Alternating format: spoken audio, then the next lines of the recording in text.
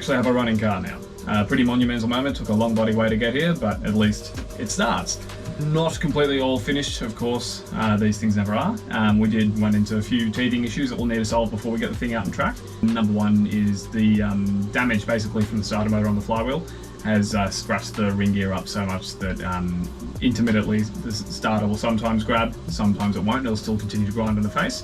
Normally if it doesn't start, you just get a ring spanner on the front nose of the crank, rotate it a tooth or so, and then it'll engage on the second attempt, sometimes the third. Definitely not a situation where I get stranded in on track though. Other thing is cam sensor.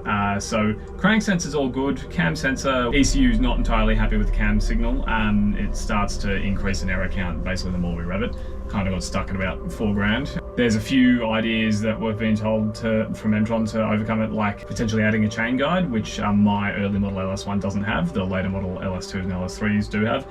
The other option, which might be a bit of an effort to do, but we could convert the LS1 trigger system to a later model LS2, LS3 trigger system, which is basically a 58 tooth wheel on the back instead of a 24. It also moves the cam sensor from the back of the belly to the front timing cover. Also might have noticed the new workshop space, which is really, really nice.